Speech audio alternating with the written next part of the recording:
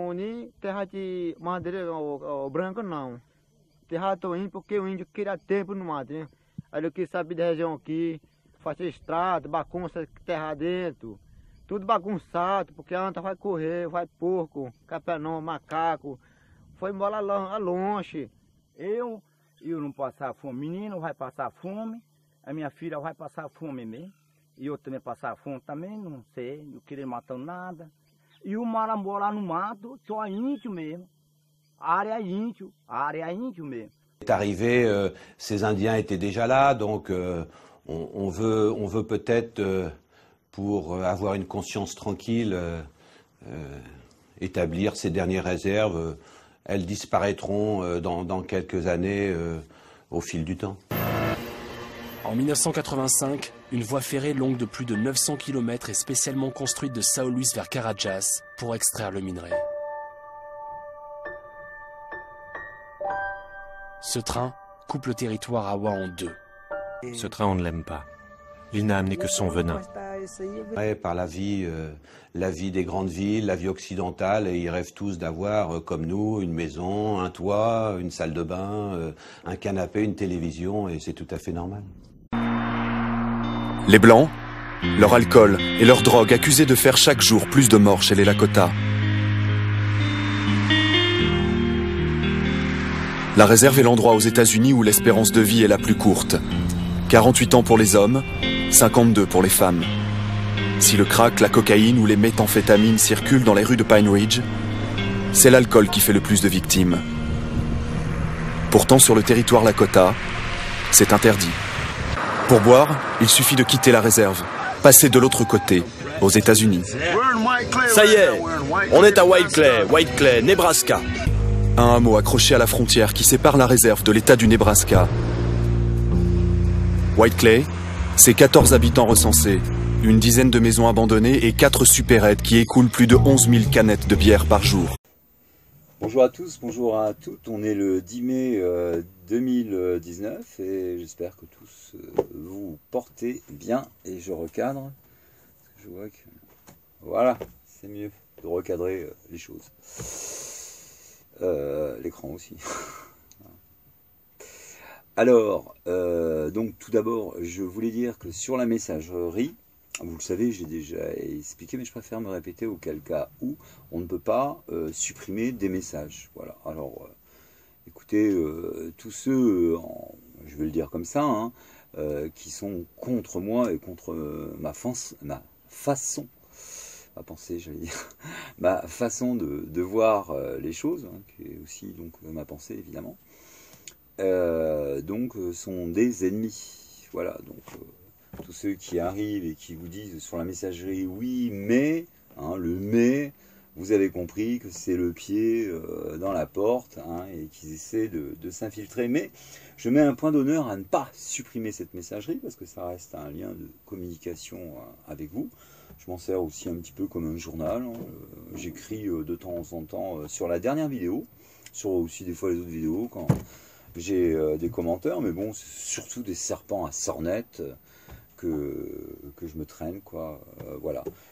Sinon, au jour le jour, bon bah, on est victime de quelques provocations. Voilà. Alors, ils s'arrangent toujours pour qu'ils aient des témoins à eux ou dans un lieu où il y a des caméras. Voilà, donc ils souhaitent donc me prendre, si vous voulez, sur le fait que je suis quelqu'un de violent. Alors que j'ai toujours dit que la plume était toujours, je le pense, plus légère qu'une arme. Et là, donc, il y a quelques jours, là, dernièrement, j'ai eu donc 3 zigotos, là, qui m'ont encerclé. Et c'est vrai que, bon, heureusement que Anne m'a dit attention, caméra, sinon j'allais passer à l'acte, parce que c'était vraiment des insultes véhémentes qui poussaient, si vous voulez, à la colère. C'était un piège, évidemment, c'est-à-dire que donc ils provoquent, mais ils attendent que ce soit vous qui passiez à l'acte. Comme ça, ensuite ils racontent ce qu'ils veulent, en disant mais regardez, la caméra prouve que moi je n'ai pas attaqué et que c'est lui qui a attaqué. Voilà, donc c'est pour ça aussi que je fais cette vidéo, quoi.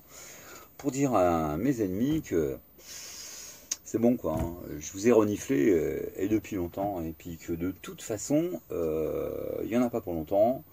il y a une fête qui se prépare, là, le 24 mai. C'est la fête de Sarah. Sarah, la fille de Marie-Madeleine, la tzigane palestinienne, et de Jésus. D'accord? Et je vous l'ai expliqué dans la vidéo, Marie-Madeleine est, je veux dire, la graine la plus importante, puisqu'elle est venue donc semer l'idéologie donc d'un esprit bon, d'accord, l'âme et sa conscience, et d'un esprit de la matière, le cerveau reptilien qui est ici pour apprendre. Et le salut le concerne directement.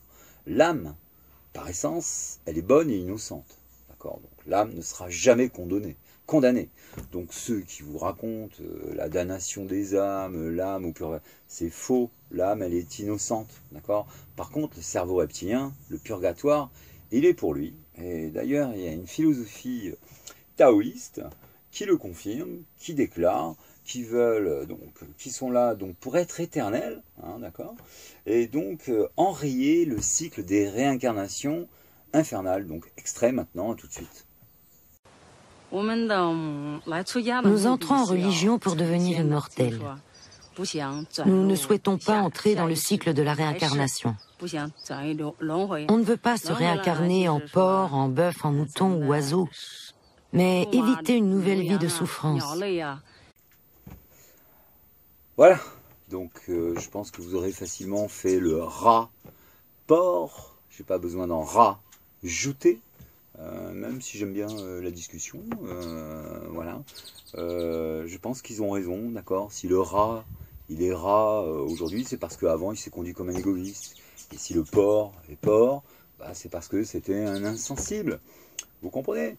Chaque, on va dire, comportement que vous avez sur Terre a une résonance pour votre avenir. Et l'âme est là, puisqu'elle partage cette enveloppe charnelle avec le cerveau reptilien. Elle est là donc pour lui transmettre sa sensibilité. D'accord ? Mais bon, maintenant, vous le savez, il y a des cerveaux reptiliens qui sont durs de la feuille et qui ne veulent rien entendre. D'ailleurs, les schizophrènes, parce qu'il n'y a pas 7 schizophrénies et un cerveau reptilien, d'accord, hein, c'est le cerveau reptilien, dans le cas donc de la maladie, la schizophrénie, d'accord, qui envoie donc les images qui ont été stockées, si la personne en plus de ça donc a bu de l'alcool, à regarder des films de violence. Bon, bah, une fois que le cerveau reptilien donc a on va dire les ingrédients pour émerger, donc alcool, cocaïne, tout ça, bon bah ça y est, c'est parti, il envoie les images au cortex préfrontal et évidemment les schizophrènes se retrouvent affolés. Alors les schizophrènes, là, vous allez voir comprendre la schizophrénie sur ma chaîne et vous verrez, vous n'aurez aucun problème, d'accord, c'est une partie de tennis hein, avec votre cerveau reptilien à le dominer et il vous foutra la paix. Voilà, une fois que vous lui aurez expliqué pourquoi le rat est là et pourquoi le porc est là et pourquoi le serpent à sornette finira par ramper. Alors, en amont, donc, vous avez eu donc un extrait hein, du drame que vivent donc la communauté hein, des Américains, les vrais Américains, ceux qui sont appelés Américains, ce sont des Européens. Et je le dis, hein, le rêve des Américains s'est transformé en un véritable cauchemar pour les Indiens. Voilà, ça, c'est clair. Mais bon, on voit un petit peu donc la stratégie du cerveau reptilien, d'accord ? C'est donc diffuser le venin, et l'alcool est en vente libre aussi en Occident. Faites l'expérience, donnez de l'alcool à quelqu'un, d'accord ? Et donnez-lui, je veux dire, du cannabis à fumer. Vous verrez que celui qui a fumé du cannabis, donc il va se mettre déjà, il va s'allonger, il va peut-être même dormir, mais il va surtout parler, d'accord ? Alors là, on a un chimiste qui s'appelait Hoffman, dans les années 70, donc un biologiste, un chimiste, donc qui avait mis en évidence que si vous voulez les molécules donc de la THC se synthétisaient parfaitement donc aux neurones du cerveau, c'est-à-dire que quand une personne fume, d'accord, elle pense. Voilà. Alors maintenant, posez-vous la question. Préférez-vous donc un peuple qui fume et qui pense, d'accord, ou alors un peuple qui picole, qui joue au loto, qui va à Place Pigalle, qui aime la guerre, qui aime les armes, qui aime les scooters des mers, enfin bref. Le con parfait, quoi. Mais Jacques Brel avait chanté, je crois, une chanson qui s'appelait Jackie. qu'il aimerait juste pour une heure, pour un instant, s'appelait donc Jackie, être riche et con à la fois. Voilà. Alors, j'en reviens donc à mes Indiens, parce qu'il y a je vous ai montré deux ethnies d'Indiens, les Indiens d'Amérique du Nord, donc ceux qui sont victimes de l'alcoolisation donc de l'État. Hein. C'est fait, je veux dire, volontairement. Hein. C'est la meilleure façon donc d'effacer cette ethnie. Et la deuxième façon, donc les Indiens d'Amérique donc du Sud, donc sur le territoire brésilien. Une loi donc les avait protégés, mais évidemment cette loi, elle est bafouée. Le gouvernement brésilien est corrompu là-dedans, c'est même pas la peine. Donc ils voient donc leur territoire se réduire comme peau de chagrin. Et donc vous l'avez entendu, le ministre, dans le temps, au fur et à mesure, donc ils finiront par s'occidentaliser et disparaître. Et donc ils finiront avec certainement une parabole et le 4x4 devant leur hutte. Voilà. Alors c'est mal connaître la volonté indienne, je le sais, j'ai du sang indien. Par contre il existe une solution. Il y a des réserves pour les gnous, il y a des réserves pour les éléphants, il y a des réserves pour les singes aussi je crois. Voilà, ça se trouve à Paris ça. Oh, je règle un peu mes comptes. Hein. Voilà. J'en ai ras-le-bol de leur singerie. Voilà. Ils commencent vraiment à me gonfler. Et je l'ai dit, mais je préfère le redire. Il me tarde vraiment que ça se termine, parce que alors c'est leur provocation. Et leur provocation au fur et à mesure. Je veux dire, voilà. Personne ne peut comme ça patienter 14 ans. Ça fait 14 ans moi, que je raconte la même histoire, qu'ici on a moulé les mémoires. Ce que disait Léo Ferré dans la chanson La Solitude. D'accord, les moules seront coulés demain matin. Ils ont moulé la mémoire de tout le monde. Et Alzheimer à 40 ans, aujourd'hui ça concerne tout le monde. D'accord, puisque si vous voulez une formation, c'est pas de la pensée. Hein, c'est clair, donc là vous irez voir mes vidéos sur l'inconscient collectif. Mais si vous voulez, anthropologiquement parlant, regardons bien un petit peu ce qui se passe. On a Homo occidentalus formatus, on va l'appeler comme ça, d'accord, l'occidental, qui a 40 ans avec la maladie d'Alzheimer, disparaît. D'accord, et ça, c'est à cause du moule, hein, de la mémoire formatée. Hein. Bien. Et nous avons le chasseur-cueilleur à côté, d'accord, qui continue, lui, à garder sa mémoire. Et pourquoi? Parce que, si vous voulez, la transmission s'est faite oralement, d'accord, et ils ont gardé donc cet esprit qui est lié, je veux dire, à l'esprit de la nature, tout simplement. Donc, si vous voulez, les données qui sont transmises de l'esprit de la nature sont des données cognitives. À un moment donné, il parle même en parabole, quand il dit que ce train, cette voie ferrée qui traverse ma forêt, en vérité, c'est leur venin. Je veux dire, bon, venin, dans la mémoire de l'âme, ce que la psychanalyse occidentale appelle l'inconscient collectif, d'accord, c'est bien ancré en nous. Voilà. Alors, je ne sais pas où j'en suis, parce qu'il ne faudrait pas quand même que je déborde. Alors, je vais couper, je vais faire le topo de tout mon temps, et puis je reviens de toute façon. À tout de suite. Voilà, alors il me reste 1 minute pour conclure. Alors, je sais que j'avais dit que c'était la dernière vidéo, mais je suis tombé sur ce reportage. Je savais plus ou moins ce qui se passait en Amérique du Nord et en Amérique du Sud. J'en ai la confirmation, et donc comme je suis quelqu'un de sensible à sang chaud, je ne suis pas un insensible à sang-froid, cerveau reptilien. Je pense que ça y est maintenant, vous avez compris comment fonctionnait l'être humain. Donc j'ai réagi, voilà.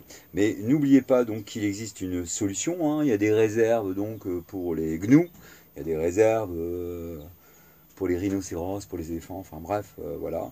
Je pense que de toute façon, ces ethnies qui sont massacrées, hein, que ce soit les Palestiniens, les Tziganes aussi en Europe, parqués au coin des déchetteries ou sous les ponts des rocades, les Indiens donc d'Amérique du Nord ou d'Amérique du Sud, je pense que donc que toutes ces peuplades-là qui sont exclues, hein, c'est le mot, hein, Donc on devrait donc pouvoir négocier et qu'on nous permette de nous regrouper donc sur un archipel dans le Pacifique et surtout très très très loin de vous.